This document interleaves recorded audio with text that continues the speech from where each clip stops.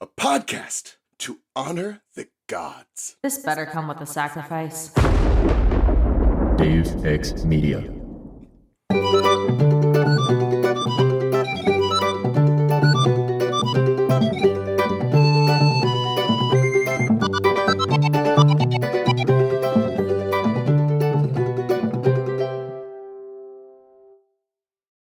A half-blood of the eldest gods shall listen to this bonus show against all odds. I'm Charlie from Cabin 13. And I'm Ray from Cabin 12. And I swear you still haven't gotten used to that intro.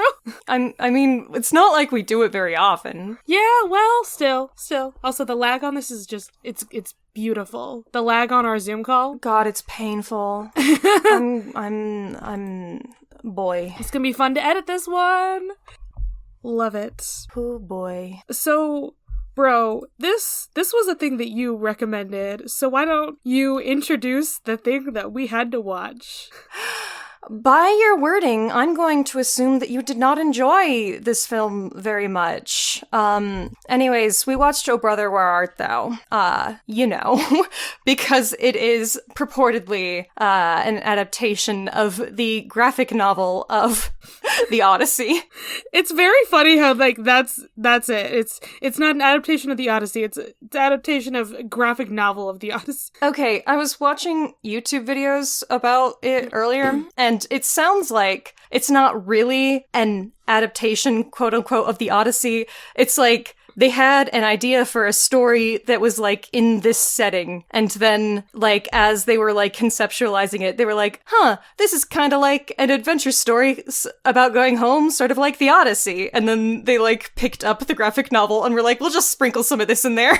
Yeah, that's very much what it seems like to me. Like, God. Yeah. What's the fucking plot of this movie? My goodness. It's just, this is definitely not something that I would have watched on my own. And now I understand why when I started watching it and my mom came home, she's like, oh, can we please watch something else? Oh, really? Yeah. Wow. Damn. Because she was like, I just came home for vacation and I want to like sit down and like, hang out with you. I don't want to watch this. Oh my God. I'm so sorry, but I see my taste is bad. Fascinating. Yeah, plot twist. Ray's taste is just bad. I like movies that feel like Americana folktales, like Over the Garden Wall. Not folktales, like fairy tales, you know what I mean? Yeah. Like, I like movies that have that energy. I like Secondhand Lions and what's the other one I was thinking of? Oh, Big Fish. Stuff like that. So this slots into an area like that for me. I was thinking while I was watching it though that like if you're not familiar with it, it's kind of really hard to follow. I know that I had no idea what the fuck was going on when I was a kid. Yeah, I had to keep like checking back on the page to be like, what? Who are these characters again? What is happening? I'm so confused. Oh dear. Did you have captions on? 'Cause I did. All of them have accents, and Everett is particularly fast-talking. George Clooney in this one. It's sure something. Anyways, so we follow our protagonist, Ulysses Everett McGill, and his two buddies who are chained to him because they were on the chain gang, working in the prison yards, whatnot. So they escape from jail and are headed back to Everett's home, where he tells the boys that he has hidden a treasure in a valley that is about to be flooded in order to hydroelectric up the state.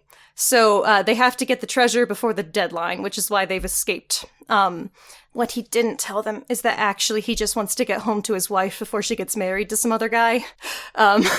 There is no his treasure. Ex-wife. So that's unfortunate for them. She is technically still his ex-wife. His ex-wife, yes, she did divorce him. Yeah. Indeed. Yeah, it's a... So... I don't know. There are things about it that I like, but like, I don't know, maybe it's just the execution that I was like, this is not really my cup of tea. Like when I like look at it and I go through it by like the Odyssey like retelling and I'm trying to figure out which character is this, which character is that. I'm interested in it. But then when I'm just like watching it like it's a movie, I'm like, okay. See, I like the comedic stylings. I like the huge emphasis on music. I like the way that it does feel like kind of weird and magical. And how the logic is all weird, but at the end it all kind of comes together. You know, that the valley really does flood. Yeah, it does. That even like little details like that come back. I really love this kind of storytelling. I think it's fascinating. Yeah. Shall we talk about like the different characters and who they kind of correspond to, I guess? Because like it is nice. Yeah, please do. It is nice that the Wikipedia literally lists all that stuff. And I was just like, I was right. Good. Cool. Thank you. So obviously, main character, his name is Ulysses. He's Odysseus. There you go. He's got his whole wife and everything, and her name is fucking Penny, like Penelope. Yeah, it's literally Penny. Yeah. I think it's funny that whenever you're like, I'm gonna make a reference to the Odyssey, but it's gonna be like cool. It's gonna be like my own special thing. You're like, I'll just call him Ulysses instead.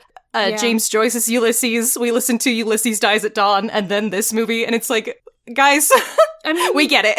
Ulysses is just the Latin I just name think it's funny for Odysseus. So I know, but Odysseus is the more common way that like people would know the name, and so I feel like they think that they're being like sneaky, but not really sneaky, just like clever and stylish. Yeah. And then his friends, it literally just says like they represent the soldiers who wander with him. Like doesn't really matter who they are at all. Just guys. I mean, I'm pretty sure that is actually the same in the Odyssey. Like I don't recall most of those guys being named either. Well, most of those guys dies anyways, so exactly.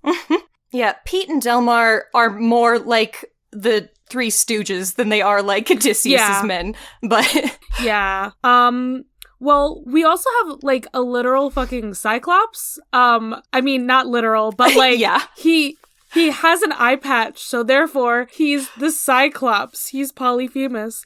Also, he's a KKK and he member. Squishes one of their guys. Yeah. Like, my God, when I got to that part, I'm just like, what is happening? What are we doing? I did tell you the Ku Klux Klan was in this movie. And you told me that like you beforehand. You told me that months ago. It was a while ago though. Like a long time ago. And I was like, okay. Yeah, I know. So I remember nothing. But yeah, that's just a thing. Yeah, I don't know how else this guy corresponds to Polyphemus. Oh wait, they did almost poke his eye out, so I guess that counts. Yeah, they almost poke his eye out, and then he's relating to the fact that his eye was poked out by the hot poker. It's a burning cross that falls on him, and also he squishes Pete the Toad. You know, like crushing Odysseus's men. Right. So, yeah, like, that whole scene thing is basically a reference to... What? I'm sorry, what was up with the Toad? Like, bro, you're so dumb. They get, like Cersei turns them into pigs. I guess that's what that was supposed to correspond to. Oh boy, my internet connection is unstable. Your internet connection is always unstable, bro. That's just how your life is. Yeah, I guess that means that our characters who were like the sirens, because literally 3 ladies like washing their clothes, sitting in the river and singing, and the men are just like, ooh. And I guess they were both the sirens and Cersei, right? Because like that was when he did the Toad thing. It was after that. Delmar even calls them sirens. Like that's legitimately called out in the text. You're not supposed to, call attention to that shit. Who else do we got? Who else is here? I already mentioned Penelope. Okay, this is very interesting. So there's a character named Menelaus O'Daniel, but they call him Pappy. He's the governor. Mm-hmm. So he may share a name with Menelaus, who is a character in the Odyssey and the Iliad, but he corresponds with Zeus, is what this Wikipedia say? Like, alright, sure. Oh. That's fascinating. He is the one who pardons them at the end, so I guess that probably makes sense. I don't know the Odyssey well enough to actually... I don't recall Zeus being that important of a specific character. Poseidon's the important one in the Odyssey. Like, okay. Zeus is... I feel like Zeus is more important in the Iliad, because, like, he's mad at both sides, actually. Zeus doesn't really pick a side in the Trojan War. So yeah, I would say that connection is likely pretty weak, but I do like that interpretation just because, like, Zeus as that kind of character where you're like, if you can get him on your side, then that's useful, but mostly he's just kind of a dick who is, like, always worried about keeping hold of his power, and that's interesting. And then we got the sheriff, who corresponds to Poseidon. Now, that would make sense to me, because, like, Poseidon is always trying to, like, hold Odysseus back, like, keep him from getting home, and always trying to kill him. Like, that makes sense. That the sheriff is also, like, the same. Interesting. Very, very interesting, because, we'll have to get in more, like, into this, in a little bit, but honestly, the Christian mythology is more prominent in this thing than actual Greek mythology. And so the sheriff, more than Poseidon, appears to be the Christian devil. That too. Listen, they both have, like, pitchforks, kind of. But yeah, we'll get more into that in a little bit, but go ahead. I just want to get through, like, these like, specific characters. There's a character named Homer who doesn't really correspond to anyone. There's a different character, Mr. Lund, the blind radio station manager, who corresponds to Homer. Because I guess he's the guy who's narrating stuff? Yes, so I thought it was fascinating realizing that the Grand Wizard of the Ku Klux Klan was named Homer. Like, that feels like some shade. Yeah, I did hear that, and I was like, wait, what are they doing there? What does that mean? Yeah, I don't know what that's supposed to mean. And yes, of course, the one guy who's gonna marry Penny, corresponds to the suitors, obviously. Mm-hmm. That makes sense. The thing that I caught that I didn't remember him being in the Odyssey is, the blind guy, like, the first guy they meet, yes. on the railroad. He's Tiresias, who is, literally a blind seer in mythology who appears in, like, a bunch of different stories. I think one of his more prominent ones is, like, Oedipus. Okay. Yeah, that makes sense to me. Yeah. I don't remember he was in the Odyssey, but it might be that they see his ghost at that point. I believe that he was, but that's only because I, like, remember going over these references in high school, but, like, too vaguely to actually know. Yeah. I remember that they told me he was Tiresias, but I can't remember if he's actually in the Odyssey or not. Well, this says that he is. I'm going to trust that, and plus, like I said, Tiresias is in a lot of random shit in mythology. It would make sense to me, because he's basically immortal. He just keeps living to a bunch of stuff, and eventually he does die, but still. Yeah. I was just like, oh, I caught that one by myself, and then the rest of the stuff I looked up. Oh, interesting. Like the Cyclops I love, because it's like, if you aren't thinking about it, it could go over your head, but if you are, like, at all thinking about it, you're like, oh, Cyclops, nice. Basically, when they met the blind seer guy is when I went on to the Wikipedia and started looking at things, so I just knew at that point everyone who was gonna appear. And I'm like, okay, cool.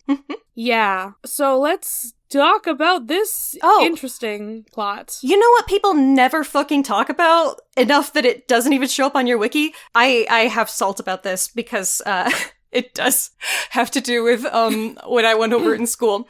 The George Nelson, the bank robber guy they run into. Yeah. There's a whole thing with him where he's like, cows, I hate cows, and then he shoots some cows. It's a reference to the Helios' cattle that Odysseus' men kill, and then they are cursed. Sure. Anyways. That's a deep cut. When I was doing a paper in class about similarities between the Odyssey and O Brother, Where Art Thou, there was a part where they were like, list 3 examples of things that are similar between these two things. And I was like, okay. And then I listed my 3 examples, and then I was like, Babyface Nelson is like Odysseus' men because he killed some cows. And I added that as a 4th thing, and they removed points because they did not find that to be a valid reference. And that is totally fucking valid. Oh, fuck your teacher. Yeah, literally. I'm still angry. That's fucking bad. That's all. Okay, actually, I've got another little thing that I just like. I didn't take notes on this movie, but I did remember something. So you remember how when the water is about to like come out and like they've got the sheriffs there, a bunch of the sheriff's guys are there. There's also a dog. Indeed. And you remember how at the end of the Odyssey, his dog dies. Oh, yeah. Mm-hmm. We technically don't see that dog alive. We see... we see the dog in the water. We see the dog in the when water. It's all washed away. Yeah, when everyone's washed away, and that is the last we see of the dog. So, I mean, could be a deep cut, but could also be, hey, the dog died. Just like in the Odyssey. Anyway. So the Odyssey. An interesting thing about O Brother, Where Art Thou is that it's a story about faith and about a society that is beginning to move away from, like, faith and magical realism and whatnot. And I feel like that's not a theme that you would find in the Odyssey. But I find it interesting that, like, where the people in the Odyssey would have faith in, you know, the Greek gods, that we've translated any kind of reference to that to the Christian God. And I don't know, I feel like culturally it's a really interesting look into some things.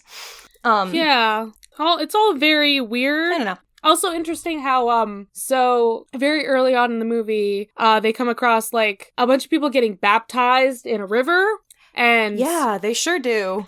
And of course, Pete and Delmar go and get baptized. Everett is like, nah. I don't know. That's just very interesting. He's like, nah, I don't need God to save me. Okay. One of the videos I was just watching was saying that at the end, when they're washed away, that's another baptism. You know, they're like floating on a coffin because they've just been reborn because they didn't die. Oh dear. I was so confused. I'm like, why is there a fucking coffin here? What is happening? They were gonna be buried, so they had coffins for them. God. They were digging their graves there. This movie is Remember? just so... Yeah, I weird. understood they were digging their graves. I didn't realize they were gonna give them coffins. I'm like, really? You even care about that? Okay. Right? Yeah, that does seem... that does seem a little over-respectful. Okay. Okay. Yeah, go ahead. I feel like we need to talk about Tommy Johnson. Yes. Like, Tommy, my boy Tommy. Okay, what is up with this man? Like, I think that should have been its own thing instead of this movie. Just... So there is an actual historical figure named Tommy Johnson who claimed to have sold his soul to the devil for guitar playing skills. Here it says that it was actually Robert Johnson. There are two guys, at least according to the YouTube video I was just watching. And Tommy was the first one. They are not related to each other. Well, bro, you remember Robert Johnson, right? The cat in Big Red Tequila? Robert Johnson? Oh, yeah, right. Connections? like it's all coming together, boys. Like, what is up with this? I need the strings. I want to know what the heck's happening here. But like, so Tommy. Sorry. But just sold your soul to the devil in exchange for guitar. For guitar, bro. I mean, he wasn't using it. You mean the devil? I love Tommy. For a second, I thought you meant like the devil wasn't using his ability to play guitar. Oh.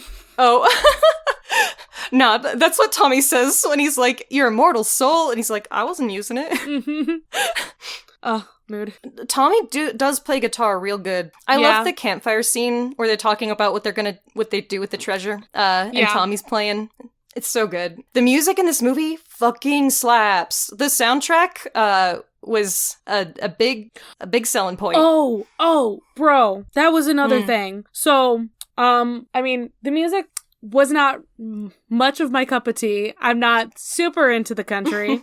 But when the sirens were singing, it sounded like very, very much like Ulysses Dies at Dawn. Like the same siren song.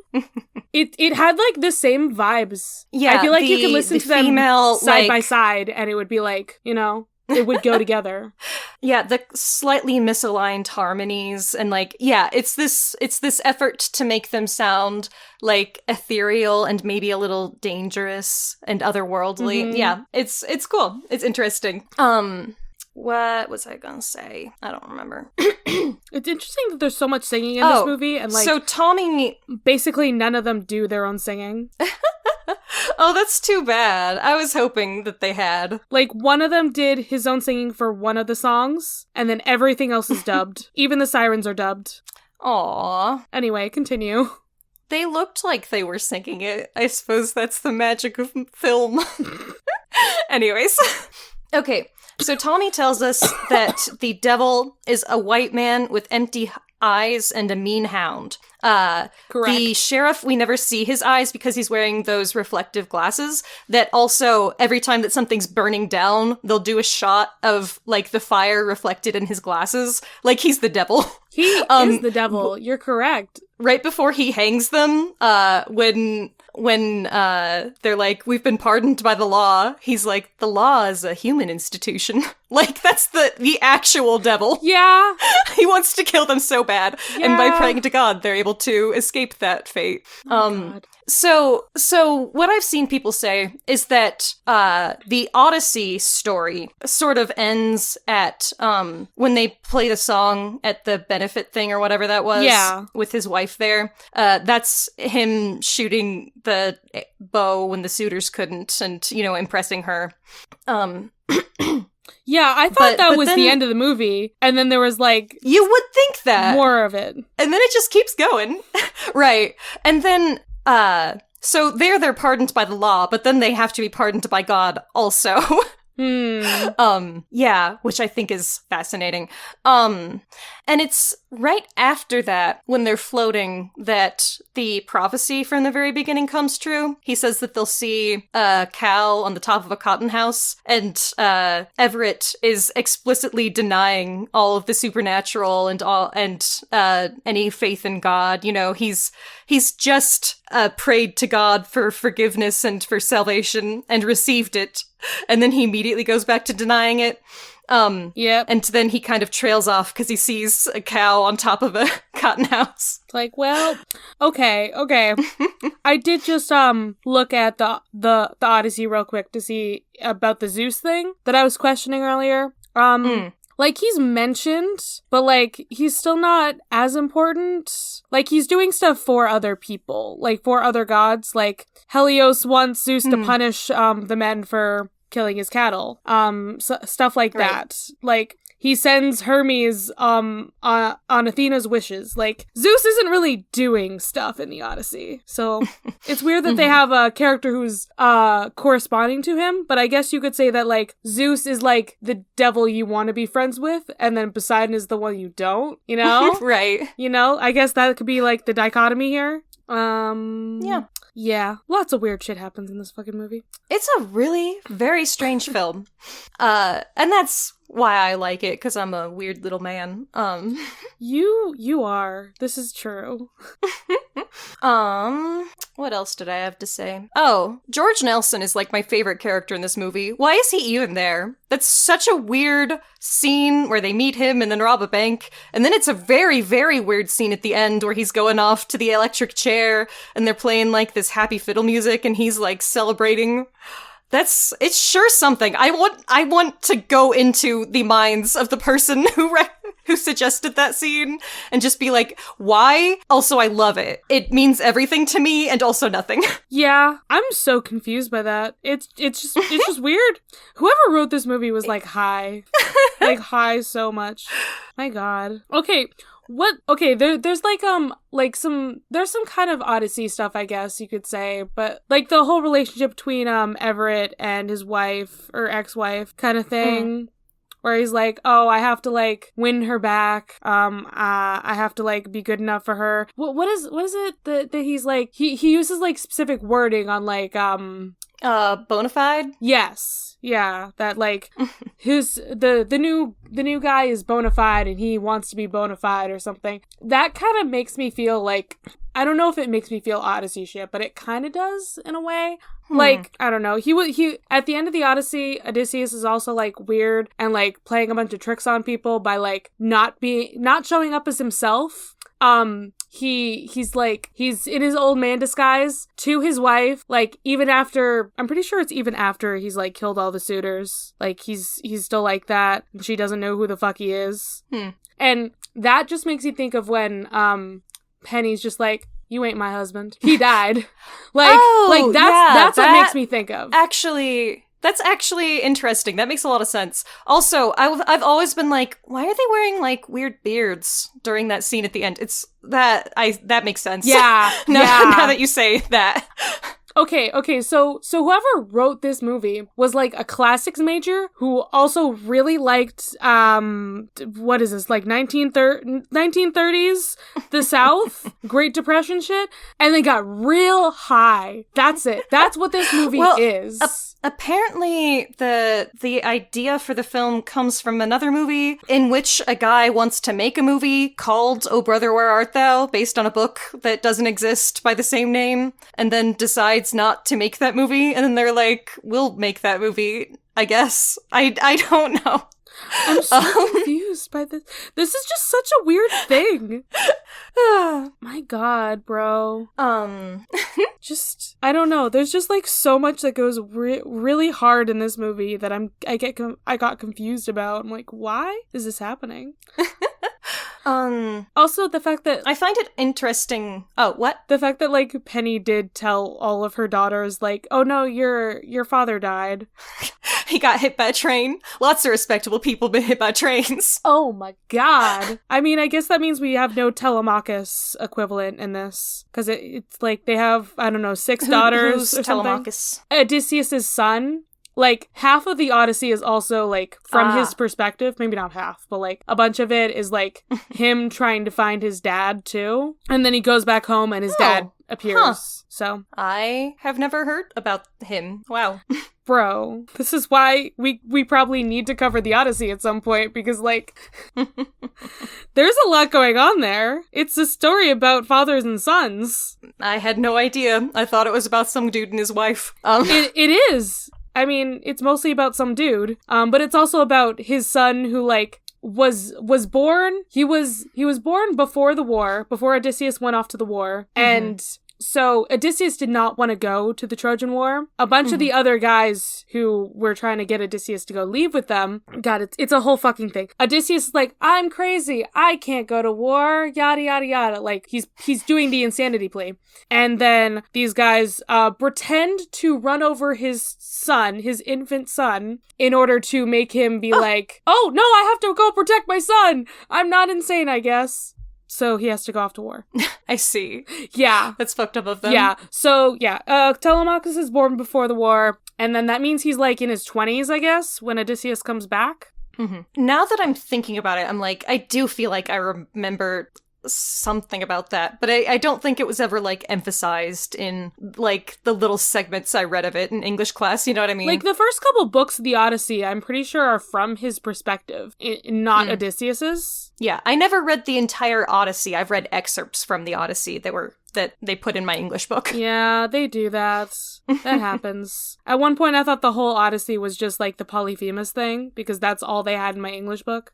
Wow, how could they do that to you? I mean, that was also, like, I think middle school or something. So, I didn't know. I was still a small child. So I like the translation of Odysseus into, like, this fast-talking, you know, guy who will say anything as long as it makes other people do what he wants. I think that makes sense. Interesting. He's supposed to be, like, super, wise and tricky and quick on his feet. Sad we don't have an Athena equivalent, but, you know, this movie does not pass the Bechdel test, so, there's, like, Super one does woman not. in it, and, like, the 5 daughters or so. That's it. I think that's it for all women in the movie. There's some sirens. Sorry, which does there's not the help their sirens. case. I forgot. That's it. Those are the women. That's it. Doesn't matter. It's great. Yep. Yeah, for real. What other thoughts do we have about this? I mean, there's the whole weird thing about the band. What is up with this? There's like a section about the Soggy Bottom Boys at the bottom of this Wikipedia page I'm on. Huh? Because that's definitely a fake thing for the. Yeah. A piece of trivia that I recently learned is that when he introduces himself to the blind radio guy, he says that his name is Jordan Rivers, which is a reference to the River Jordan, where the baptisms happen. Okay, so this is what I read here. So the guys who dubbed over the music, like, got together and performed the music from the film, for like a concert tour. That is pretty cool. Again, sad that, like, you know, you could hire actors who can maybe sing their own song. Why is this High School Musical, but, like, not? Well, it worked out the way that they did it, I guess. Like, I can't imagine anyone but George Clooney. Like, this is such a Clooney character. But the singing is perfect. I would change nothing about Man of Constant Sorrow specifically. So if Clooney couldn't do exactly what happens in the film, then I don't want him to sing anyways. It sure is a very country movie. God. Okay, you have to admit that Man of Constant Sorrow slaps. Like it's a good come song. on. I'm just like, this is not something I really vibe with, like, generally, but I'm like, it's objectively good. There's a difference here, you know? All right. I'm sorry. I didn't love the movie that you made me watch. Aw, man. I'm sorry.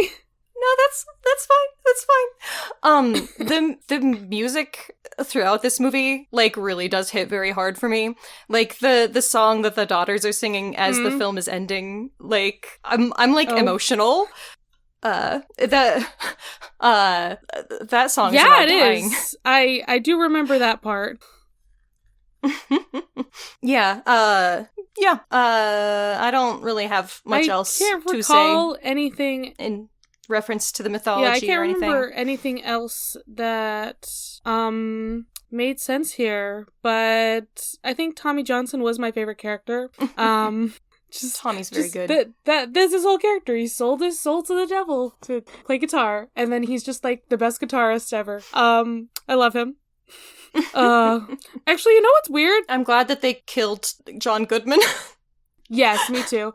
There are so many blind people in this movie, actually. I just need to say that there's at least 2 fully blind men and then the one guy with an eye patch. Right. And so, like, it feels like it's gotta be intentional that the recording studio guy is blind, given that there's a reason for the eye patch, that's a Cyclops, and there's a reason that the railway guy is blind, he's Tiresias, the blind prophet. So, like, what is going on with that guy?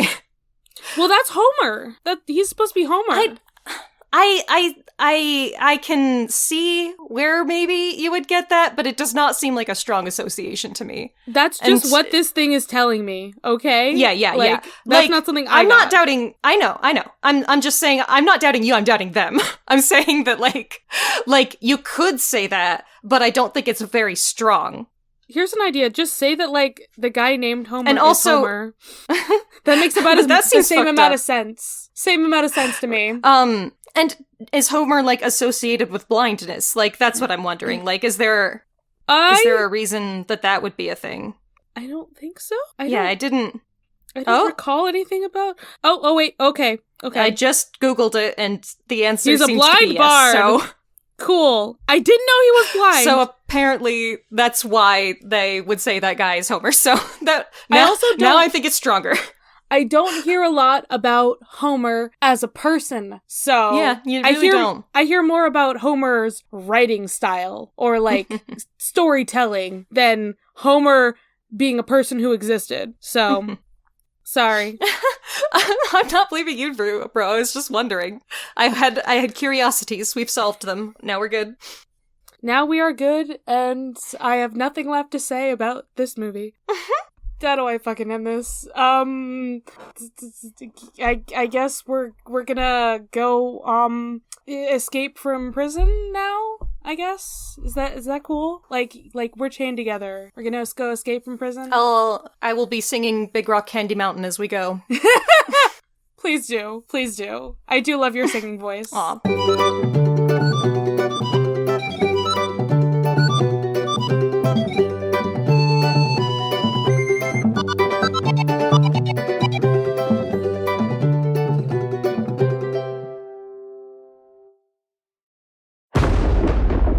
Dave X Media.